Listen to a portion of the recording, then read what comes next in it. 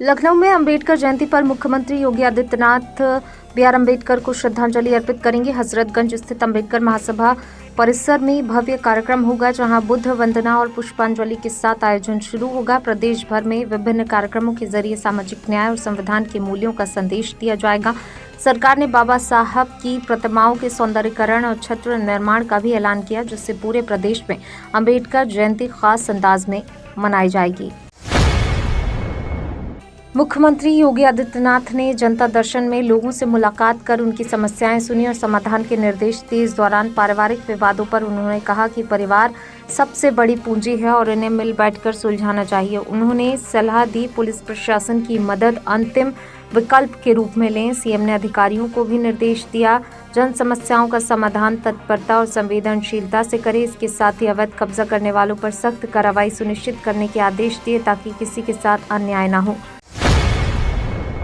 मुख्यमंत्री योगी आदित्यनाथ ने औद्योगिक क्षेत्रों में श्रमिकों की समस्याओं पर सख्त रुख अपनाए हैं। उन्होंने अधिकारियों को 24 घंटे में समाधान सुनिश्चित करने और श्रमिकों को सम्मानजनक मानदेय देने के निर्देश दिए। सीएम ने कहा, ओवरटाइम का भुगतान नियमानुसार हो और हर इकाई में सुरक्षित कार्य वातावरण, पेयजल, शौचालय, स्वास्थ्य सुविधाएं अनिवार्य हों। नोएडा, गाजियाबाद और कानपुर समेत कई जिलों को विशेष सतर्कता बरतने को कहा गया है। गर्मी बढ़ने के साथ बिजली मांग को देखते हुए उत्तर प्रदेश सरकार ने तैयारियां तेज कर दी। Uttar Pradesh power corporation limited के अध्यक्ष डॉक्टर आशीष गोयल ने अधिकारियों को निर्देश दिए, हर हाल में सुचारू बिजली आपूर्ति सुनिश्चित की जाए, ट्रांसफार्मर खराब न हो, इसके लिए विशेष निगरानी और टेललेस फ्यूज यूनिट लगाने के आदेश दिए गए। लापरवाही पर सख्त कार्रवाई की चेतावनी दी। सरकार ने कहा, पर्याप्त संसाधन उपलब्ध हैं और गर्मी में किसी क्षेत्र में बिजली संकट नहीं होने दिया जाएगा। नोएडा में श्रमिकों के उग्र आंदोलन को लेकर विपक्ष ने भाजपा सरकार पर हमला तेज कर दिया है। अखिलेश यादव ने सरकार पर पूंजीपतियों को बढ़ावा और श्रमिकों के शोषण का आरोप लगाया। वहीं अजय राय ने मजदूरों की समस्याओं को अनदेखा करने पर सवाल उठाए। विपक्ष का कहना है, महंगाई और कम वेतन से परेशान श्रमिक सड़क पर उतरने को मजबूर है। सरकार से मांग की दमन की जगह समाधान निकालकर श्रमिकों की जायज मांगों को पूरा किया जाए।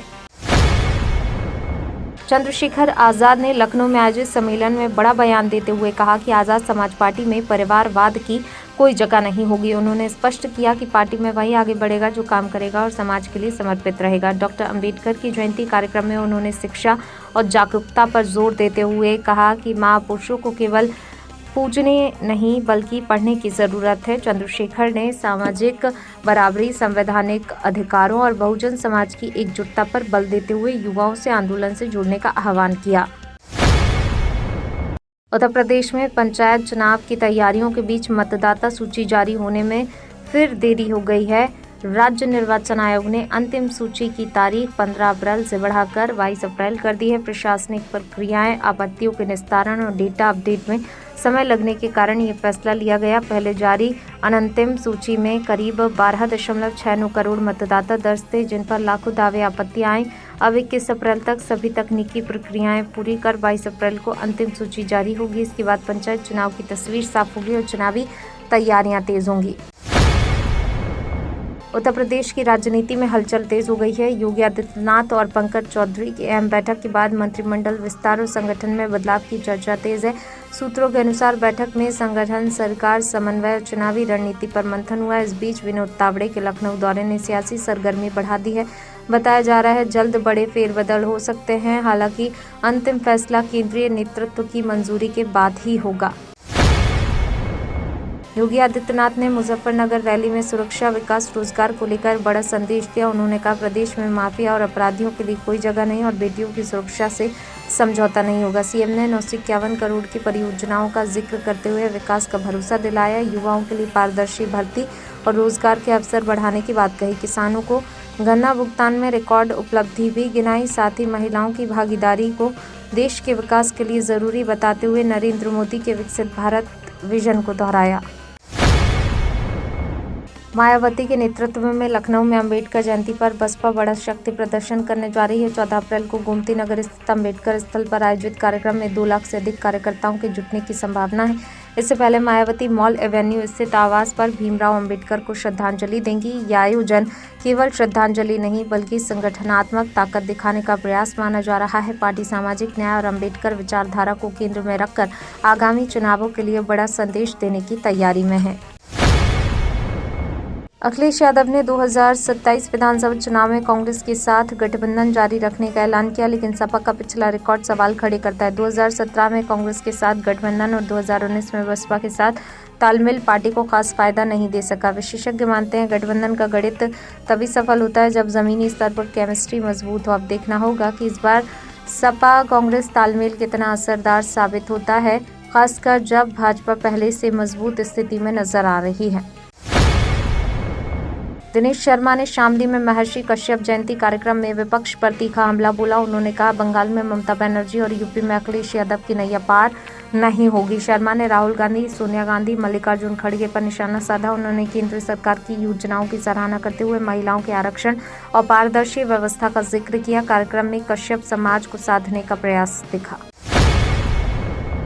नसीमुद्दीन सिद्दीकी ने कानपुर में बड़ा बयान देते हुए आजम खान का समर्थन किया। उन्होंने कहा आजम खान का कद इतना बड़ा है, उनकी बराबरी कोई नहीं कर सकता। सिद्दीकी ने चुनाव आयोग पर भी निशाना साधते हुए उसे भाजपा की कठपुतली बताया और वोटर लिस्ट में गड़बड़ी के आरोप लगाए। उन्होंने दलित, मुस्लिम और पिछड़ों से एकजुट होकर 2027 में सपा सरकार बनाने की अपील की और मौजूदा हालात पर चिंता जताई।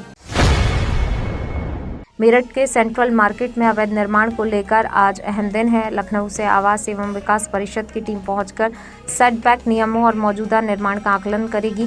छोटे भूखंडों पर बने मकान और दुकानों को लेकर व्यापारियों में चिंता बढ़ गई है, क्योंकि नियम लागू होने पर कई निर्माण प्रभावित हो सकते हैं। बताया जा रहा है आज से नोटिस जारी करने की प्रक्रिया शुरू हो सकती है। सुप्रीम कोर्ट के निर्देश के बाद 10-15 दिन का समय दिया जाएगा। इसके बाद अवैध हिस्सों पर ध्वस्तीकरण की कार्रवाई संभव है।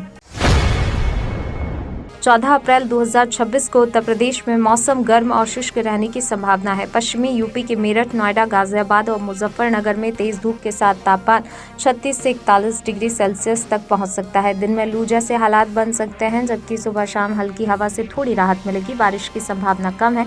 मौसम विभाग ने लोगों को धूप से बचने, पानी ज्यादा पीने, दोपहर में बाहर निकलने से बचने की सलाह दी है। तो ये थी आज की 15 फटाफट खबरें। अगर आपको वीडियो पसंद आया तो वीडियो को लाइक, शेयर व कमेंट जरूर करें। धन्यवाद।